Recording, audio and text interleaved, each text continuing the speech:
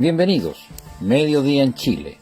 Soy Miguel San Martín Baeza, periodista y conductor de Tribuna Ciudadana, su voz en las redes sociales, y aquí donde a usted se le reconoce que merece más y mejor porque sus derechos no son favores políticos.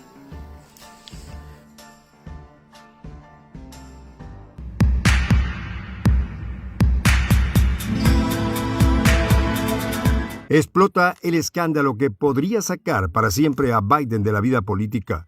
Se hace pública una información que compromete al hijo del actual inquilino de la Casa Blanca y es de tal magnitud que puede llevarse puesto a todo el bloque demócrata por varios años y destruir la influencia estadounidense en Europa. En las últimas horas, un popular medio estadounidense reconoció que la información sobre negocios turbios de Hunter Biden entre el 2014 y 2019 es real y existen pruebas contundentes al respecto. Esto podría costarle el prestigio al medio que intentó esconder la información y de llegar a investigarse a fondo el caso, incluso serios problemas legales. El gobierno de Biden está a un paso de quedar expuesto ante el mundo y perder la ya cuestionada influencia que aún posee en Europa. Distintos analistas opinan que una escalada bélica sería una forma de distraer el escándalo internacional. Biden podrá salir con la suya y llevar a Europa a una guerra para ocultar sus negociados ilegales. Los detalles de esta historia los conocerás a continuación. Quédate con nosotros.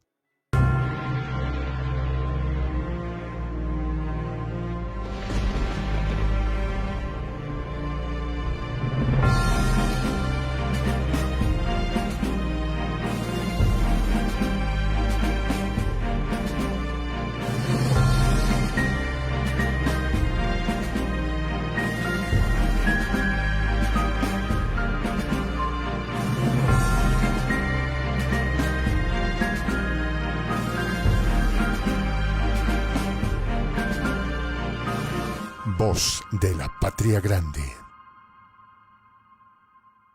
En Washington se acaba de confirmar vínculos del hijo del presidente Joe Biden con empresas relacionadas con actividades ilícitas y al desarrollo de productos biológicos de alta peligrosidad. El escándalo es de tal magnitud que los medios occidentales ya no pueden ocultarlo más. Las actividades en las que estaría involucrado Hunter Biden incluyen lavado de dinero, laboratorios de alta complejidad y financiamientos ocultos. Estas actividades habrían sido reveladas a través de mails entre las empresas involucradas y el hijo del presidente. La noticia explotó en medio de una disputa entre republicanos y demócratas. Los medios The Wall Street Journal y The New York Post, de tendencia republicana, están denunciando el ocultamiento de información por parte del periódico The New York Times, de tendencia demócrata. En poco tiempo, el medio de comunicación británico, el Daily Mail, se hizo eco de la noticia. Dicho medio publicó en su página web la confirmación de los mails que involucran al hijo del mandatario estadounidense. Altos rangos de una potencia euroasiática habían hecho público días atrás un esquema de interacción entre las agencias de Estados Unidos y el fondo de inversión Rosmont Seneca, encabezado por Hunter Biden, por lo menos desde el 2014. La inteligencia estadounidense negó rotundamente estas afirmaciones y las calificó de propaganda maliciosa. Sin embargo, las relaciones de Biden, hijo, con la empresa citada, ya habían sido denunciadas por congresistas estadounidenses en relación a empresarios chinos.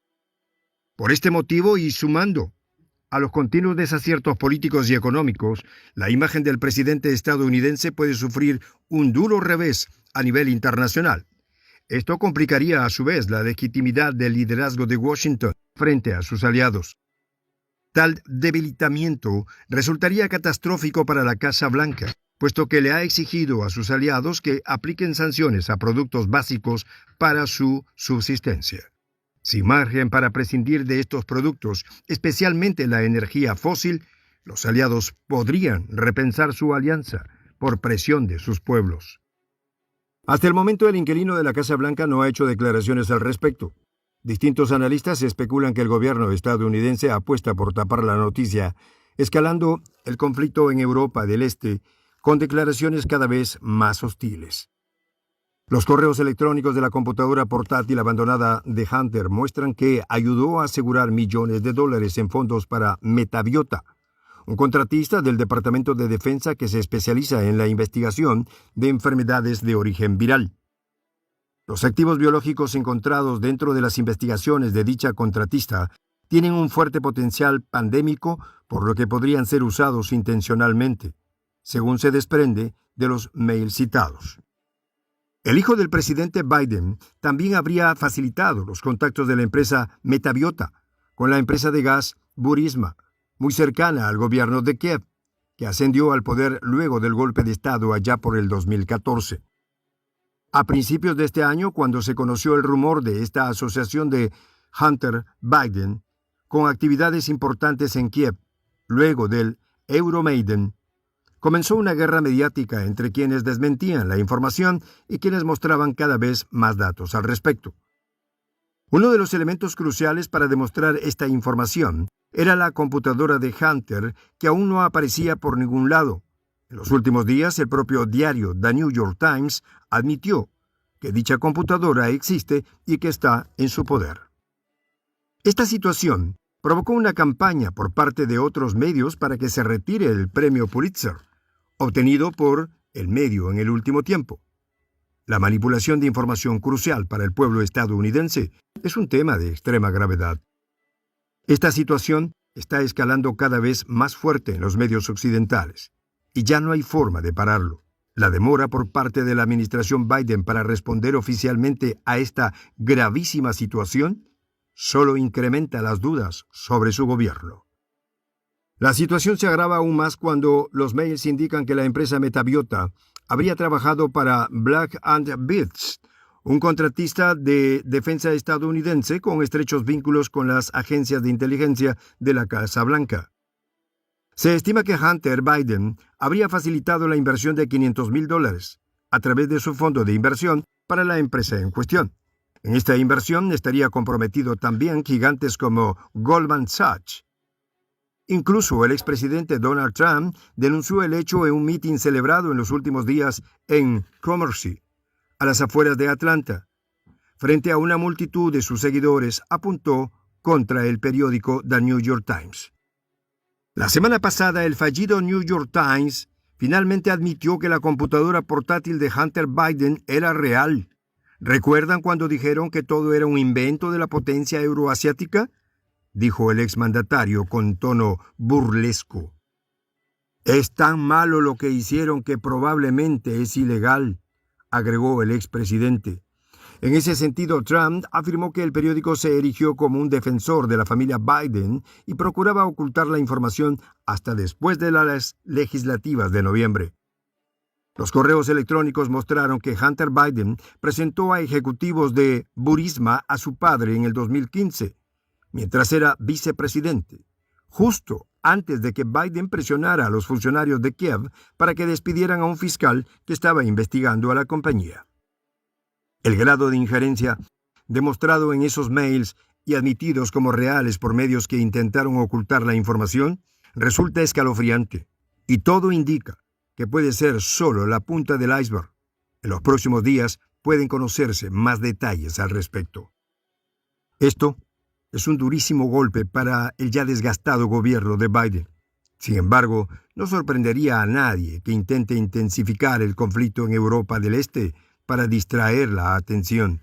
En este caso, solo el pueblo estadounidense y los gobiernos dormidos de Europa podrán detenerlo y ponerle fin a sus planes macabros. Fernando Rueda Rieu es muchísimas cosas, en mi opinión, que no es humilde en este caso, es la realidad, es con toda seguridad el periodista que más sabe de servicios de inteligencia y de servicios de información del mundo de los espías. Si queréis que lo diga de una forma un poquito más morbosa, tiene escritos cientos, miles de reportajes acerca del asunto, también decenas de libros, hablando no solamente de los servicios de información en nuestro país, sino de las principales agencias del mundo, agencias gubernamentales y también privadas. Es un especialista también en conflictos bélicos y es un especialista en un asunto que ya esbozábamos en cierta medida con Rubén Herrero, nuestro buen amigo profesor de Relaciones Internacionales de la Facultad de Políticas de la Complutense, pero al que hoy me quería acercar desde un punto de vista más periodístico, pero más también del ojo experto, como digo, de Fernando. ¿Cómo estás, amigo? Muy buenas noches y gracias por acompañarnos en Periodista Digital Televisión. Hola, Eurico. Pues nada, encantado de estar aquí contigo, como siempre, ya lo sabes. Oye, encantados, el honor es nuestro. Se dice siempre, yo sé que es un tópico, pero bueno, vamos a empezar por los tópicos y de lo general vamos pasando, Fernando, a lo particular. Se dice siempre que la primera víctima en las guerras, por encima, por supuesto, de las pérdidas de vidas humanas, de los heridos, de los desplazados, como se habla ahora eufemísticamente de los refugiados, de esos, pues no sé, podrían llegar hasta ser 10 millones de pobres gentes que han sido o expulsadas violentamente de sus casas, en algunos casos han tenido que dejar a su familia, hasta directamente los que han tenido que huir del país, básicamente para que no les maten, las cosas como son, ¿no? Pero la primera víctima, aparte de las obvias, en toda guerra, en todo conflicto bélico, es la verdad, es la información. ¿Cuánto hay de propaganda, en tu opinión, Fernando, que ya has visto unas cuantas de estas, y cuánto de contrapropaganda, cuánto de información, cuánto de desinformación? Y, sobre todo, me refiero a un mainstream que ahora no voy a centrarlo solamente en los pro-Putin, también voy a centrarlo en los que acríticamente ahora mismo están de parte, bueno, del país que en realidad ha sido invadido, las cosas como son, que es Ucrania, pero es llamativo que hasta en el metro ya, cuando bajas a las 8 de la mañana para ir a tu puesto de trabajo, todo el mundo, desde hace 15 días o 3 semanas o un mes, gentes que no sabían, con todo el cariño del mundo antes, ni dónde estaba Ucrania en el mapa, pues son completamente expertos en geopolítica y te explican lo que tiene Putin y la estrategia de Putin en la cabeza y lo que tienen que hacer los ucranianos para resistir, etcétera, etcétera. Y todo a través de 4 tweets leídos en las redes sociales. Información, manipulación, propaganda y contrapropaganda, Fernando. Vamos a ver, si nos limitamos a narrar lo que está ocurriendo, que yo creo que es muy importante para luego poder sacar opiniones, lo que está ocurriendo en estos momentos, lo que ocurre en todos los conflictos bélicos, lo que ocurre en todas las guerras, es que la verdad es lo primero que pierde, es lo primero que sale por la ventana huyendo. Y lo hacen siempre los dos bandos. Esto es lo que se llama la propaganda de guerra, ¿no? En la Segunda Guerra Mundial, los nazis narraban la batalla a sus seguidores, diciéndoles básicamente que cuando ganaban arrasando, y cuando perdían, estaban ahí, ¿no? Y los aliados hacían exactamente lo mismo. De ahí esa imagen pública e internacional que adquirió la BBC en la Segunda Guerra Mundial, que era la que contaba a los que estaban rodeados de nazis, les contaban lo que estaban pasando. Pero nunca les contaban exactamente lo que estaba pasando, porque eran optimistas, digamos. Ahora mismo lo que está ocurriendo es muy simple. Putin, de cara a su gente, de cara a los rusos, les está contando unas milongas tremendas. Incluso no le llaman ni siquiera guerra, que el uso de los términos, como tú bien sabes, es determinante para todas estas cosas, ¿no? Correcto. La primera guerra es la del lenguaje. De hecho, obligan a los medios de comunicación, hasta con penas de 15 años de cárcel, Fernando, a referirse a lo que es una guerra como operaciones especiales. Efectivamente. Quiero decir, ellos utilizan y están manipulando ahí, y es verdad que han cerrado, bueno, pues todos los medios occidentales no se ven, etcétera, etcétera. Pero también, para ser justos, hay que decir que en Occidente, que es imposible llevar a cabo una cerrazón informativa tan tremenda, hay que decir que los medios más pro-Putin, los medios rusos, tampoco se pueden escuchar o se pueden leer en Occidente, ¿no? ¿Por qué? Porque aquí alegamos que nos contarían milongas, que posiblemente nos las contarían, ¿no? Pero digamos que al limitar eso estamos no permitiendo que la gente sepa lo que piensan los rusos, que a mí es lo que más me llama la atención y me gusta, ¿no? No solamente que sepamos lo que nosotros nos van contando, que en parte yo estoy seguro que lo que nos cuentan los ucranianos es lo que más les favorece a ellos, ¿no? Y que los rusos cuentan lo que más les favorece. Y entonces lo mejor es recibir información de unos y de otros. Pero vamos, resumiendo la contestación, ahora mismo es todo lo que estamos leyendo, hay que ponerlo en cuarentena la mayor parte de las informaciones. Papel dentro de estas operaciones de información, de desinformación, de propaganda, de contrapropaganda, de algunos servicios secretos, y no me refiero pues bueno, ahora ya no se llama la KGB, como tú sabes, ¿no? Está desgajado en dos. Ajá.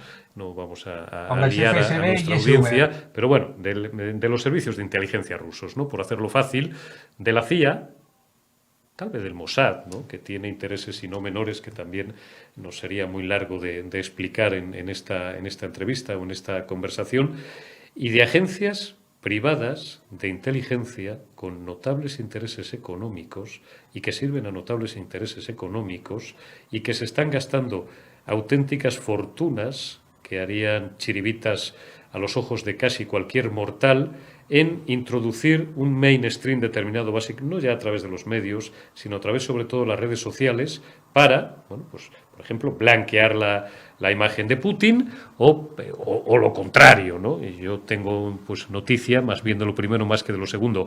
Está claro que, aunque una sociedad tan polarizada como la española y en general como la sociedad de todo el mundo civilizado solo admite los blancos y los negros y no le gustan los grises, ni le gusta admitir que ni Putin es tan malo, ni los ucranianos son tan buenos, pero esto funciona así. ¿Hasta qué punto hay servicios secretos que están jugando, o servicios de inteligencia, agencias de inteligencia, que creo que es la terminología correcta a la hora de referirse a ellos, que están jugando un papel determinante en todo esto que estamos hablando, Fernando?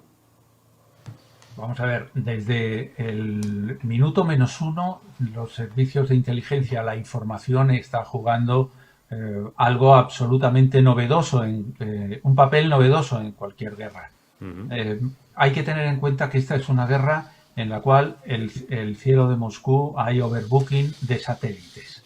Hay satélites rusos, hay satélites americanos, hay satélites chinos, alemanes, franceses, italianos, e incluso está pasando por ahí periódicamente el satélite Paz, que es un satélite español. Por lo tanto, ahora lo que es una guerra en la cual tú estás viendo los movimientos de las tropas que están teniendo al minuto los enemigos. Por eso la CIA en esta ocasión ha anunciado, y todo el mundo ha dicho, ¿qué razón tenía la CIA? Claro que la CIA ha acertado plenamente, porque estaba permanentemente viendo los movimientos de tropas que tenían los rusos. Y los rusos están viendo los movimientos de tropas de los ucranianos. La diferencia es que Ucrania no tiene estas capacidades, pero desde el principio se lo está pasando la CIA y la OTAN. Hay que tener en cuenta que la OTAN tiene un club de inteligencia. Ese club de inteligencia están permanentemente intercambiando información y ahora está eso activado. Es decir, que sabemos exactamente lo que uno sabe, se lo pasa al otro y por lo tanto hacen una inteligencia. Y luego coordinan también las respuestas, coordinan las informaciones que hay que filtrar. Eso que tú dices que es la imagen de Putin o no la imagen de Putin. Esos mensajes que curiosamente empezaron a salir en varios países, esta es la guerra de Putin, ¿no? Sí. Es un mensaje especialmente seleccionado para culpabilizar al presidente ruso de todo lo que estaba pasando y de este sinsentido. Los servicios de inteligencia buscan, por un lado, información, que es por satélites, por infiltrados. Los rusos tienen un montón de infiltrados en territorio de Ucrania, pero luego hacen también, como tú sabes, en esto sin duda mejor que yo, de agentes de influencia, es decir, personas a las cuales se les transmiten unos mensajes que tienen una importancia dentro de la sociedad y que comunican, transmiten esos mensajes. ¿Me quieres decir que me consta, pero vamos, me agrada que la conversación transite ahora por este sendero, que los servicios de inteligencia se gastan, bueno, si a la gente le gustan más las palabras duras, diré que pagan, no sobornan, pagan sus servicios a periodistas, a influencers, a determinados políticos porque defiendan unos intereses u otros. El otro día hablábamos con mi amigo el coronel de Infantería y de Inteligencia, Diego Camacho, acerca del lobby hispano-marroquí, o del lobby marroquí en España, mejor dicho, y la pasta que se gastaban los marroquíes en, bueno, pues, en untar las cosas como son a periodistas, a políticos y a personas que tienen un perfil público. Eso es así, eso funciona así. Yo me asomo a las redes todos los días y escucho determinadas tertulias en radio y en televisión y escucho algún discurso y algún mensaje en sede parlamentaria que, hombre, me induce, me lleva al convencimiento absoluto de que eso es así. Y algo más, hemos hablado de la CIA y de la KGB, Fernando. El Mossad, los judíos, el Estado de Israel, a lo mejor me dices que no tiene ninguno, ¿eh? ¿Tiene algún interés en esta guerra? Hombre, aquí siempre, todos los países tienen siempre intereses. Estamos en una geopolítica en el cual a todos les interesa que por un motivo o por otro, ¿no? En realidad Estados Unidos está lejos, tan lejos, y parece como que no le interesará nada. Y mira por dónde ahora resulta que se van a forrar vendiéndonos gas, ¿no? Y haciendo otras cosas. Es decir, aunque estén muy lejos, siempre hay determinadas influencias, ¿no? Israel tiene buenas relaciones, curiosamente, con Rusia en determinados aspectos. Muy buenas. Y ellos están en ese combate. ¿Qué es lo que pasa?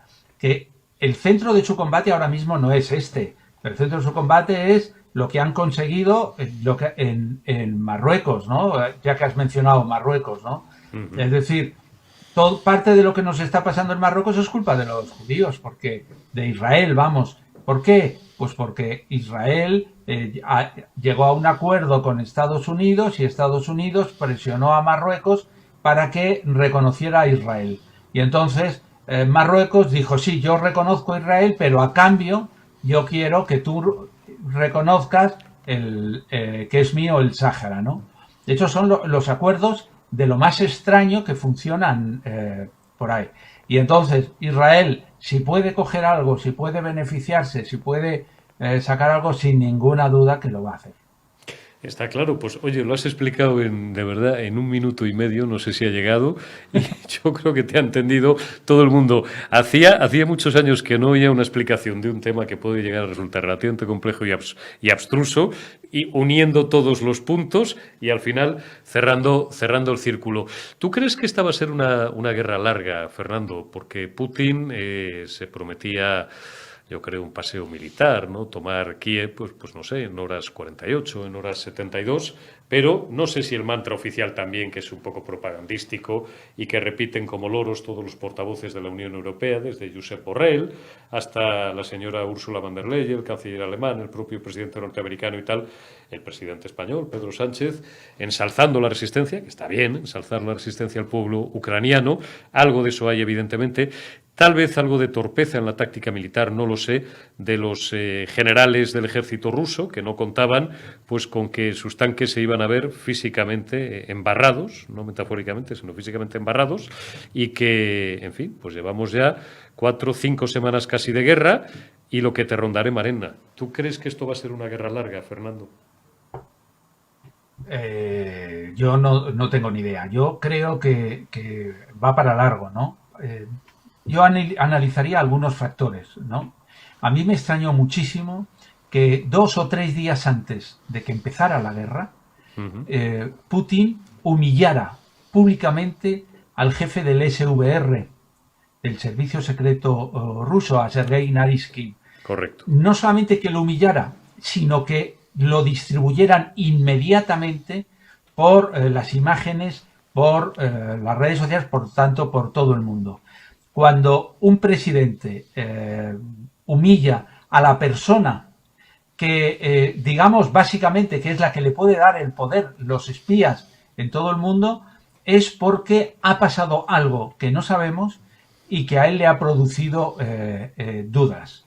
Yo creo que Putin, por lo que sea, tanto con su servicio secreto como con sus generales, está teniendo verdaderos problemas. Está verdaderamente cabreado con ellos. Y si está cabreado es porque las cosas no van mal. Vamos a hablar en plata, Fernando. ¿Tú crees que están rotos? Bueno, rotos, hombre, rotos no, evidentemente, porque entonces sería un suicidio para las autoridades y para el gobierno ruso y para su propio ejército. Pero que están tan deterioradas y tan seriamente dañadas la relación entre la cabeza del poder político ruso, es decir, el señor Putin y su círculo, su Sanedrín más cercano, y los servicios de información rusos. Porque eso al final es la muerte negra para Rusia. Yo lo desconozco, quiero decir que no sé, yo no creo que casi nadie sepa cómo son esas relaciones, pero si nos dejamos guiar por lo que está haciendo Putin, por el nerviosismo sin ninguna duda de Putin y su alrededor, al final el último golpe de Estado en Rusia lo dieron los militares con los servicios secretos, ¿no? Y yo creo que eso lo tiene Putin muy claro, ¿no? Él controla, él domina las cosas, pero si el tema no va como él quiere, él preferirá siempre echarle la culpa a esos generales y a esos espías que reconocer que el error ha sido suyo.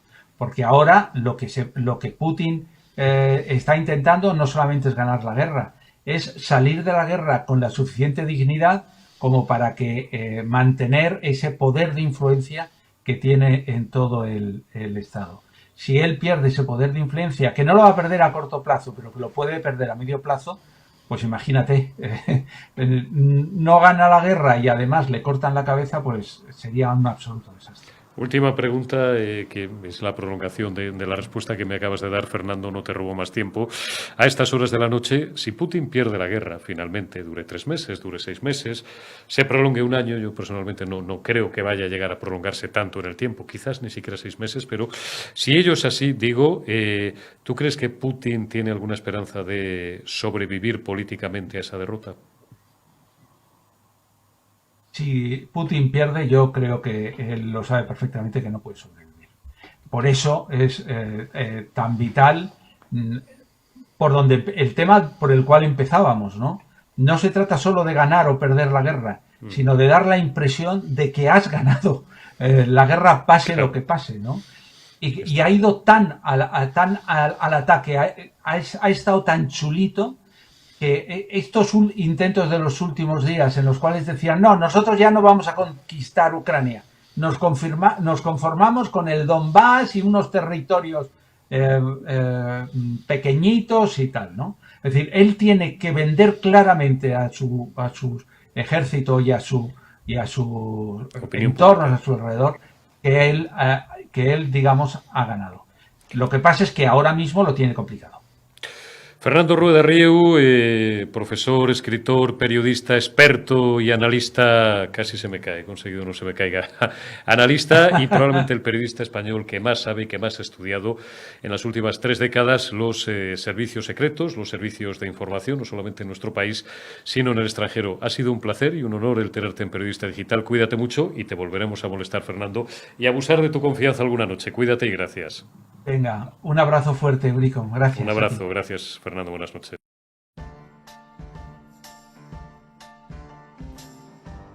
La evidencia es que la plata tuya no está en una cuenta individual. No hay una cuenta a nombre de Carola Bretauer esperando que tú la retires. No existe.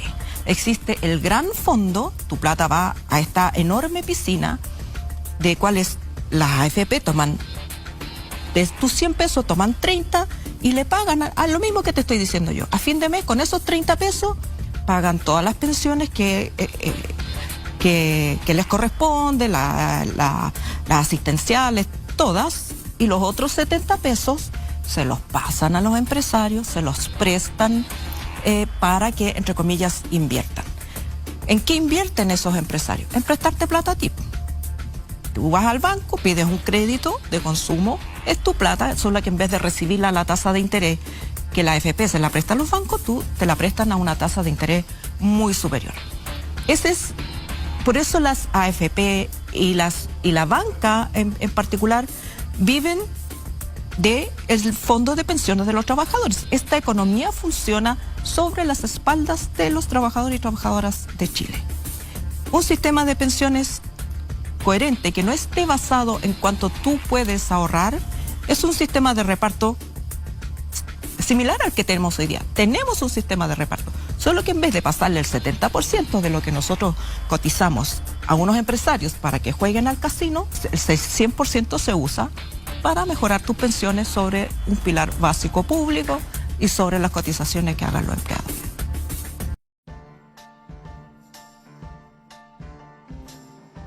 Quiero referirme a un asunto que recorre transversalmente el informe que votaremos esta tarde.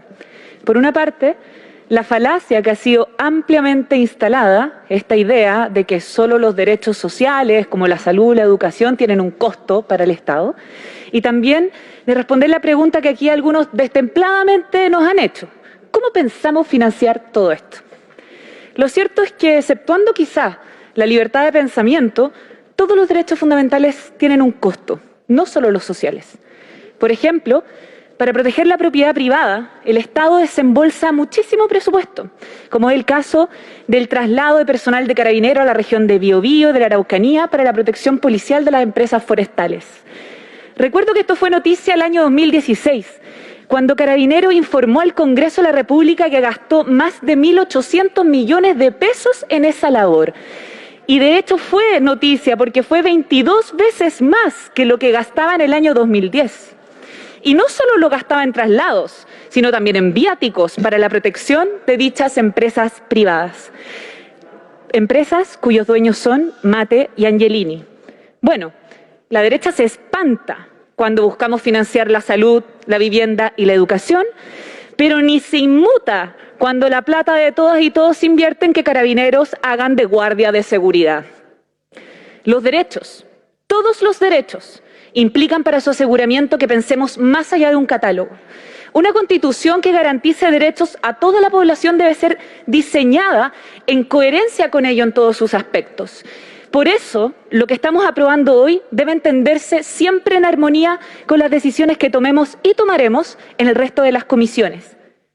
Cuando pensamos en todos los modelos de países que se consideran ampliamente modelos exitosos, como Estados Unidos, Alemania, Corea del Sur, Finlandia, Suecia, en todos ellos ocurrieron dos cosas. Por un lado, el Estado intervino en la economía con un enfoque desarrollista, organizando, planificando la base productiva, la industria, y por otro, generó un modelo de impuestos que apuntó a la redistribución. El mito neoliberal de que un Estado ausente es mejor ya se derrumbó. Y Chile es el mejor ejemplo de eso. En Chile, por ejemplo, el Estado ha fracasado en la tarea de recaudar impuestos suficientes, especialmente a quienes más tienen. La triste ironía de esto es que los que menos tienen son los que más contribuyen en el pago de impuestos y son luego a quienes el sistema les niega el acceso a las prestaciones básicas. Ante esto, cobra especial relevancia lo que se discute hoy día en las comisiones de forma de Estado y modelo económico, entre otras. A pesar de lo que señalan los sectores del rechazo, para poder asegurar todos los derechos de forma progresiva, sí era necesario un proceso constituyente, porque la nueva Constitución también debe ampliar y fortalecer el rol del Estado en la economía, hoy debilitado y reducido por la Constitución del 80 en consonancia con el techo ideológico del fanatismo neoliberal. El modelo de desarrollo vigente en Chile ha demostrado su incapacidad para crear y distribuir ingresos y por esta razón necesitamos un nuevo modelo que se base en la generación y no en la extracción de valor. Para eso, y siguiendo el ejemplo de la mayoría, si no todos los casos de desarrollo exitoso a nivel mundial, el Estado debe asumir un rol estratégico en la administración de las rentas de la economía, buscando transformar la base productiva hacia una más variada, de mayor complejidad, inyectando tecnología y con foco en sectores intensivos en conocimientos. Es cierto que hoy estamos ante la propuesta que refleja el corazón del proceso constituyente, con las demandas más sentidas por la ciudadanía, y la aprobaremos, sabiendo que con la consagración de estos derechos en el texto constitucional no se termina la batalla por la justicia social y la igualdad. Seguiremos trabajando en esta convención día a día para entregarle a Chile un texto que sea una herramienta para facilitar los cambios y las transformaciones sociales y políticas cuando éstas se requieran, cuando éstas sean necesarias, para darles respuesta al pueblo, con un Estado promotor para una vida plena. Y eso está lejos de ser una revancha, como ha instalado el sector de la derecha. Es, por el contrario, lo mínimo que un país democrático y en desarrollo puede otorgarse a sí mismo. Muchas gracias. Esta fue su Tribuna Ciudadana Semanal. Hasta el próximo sábado.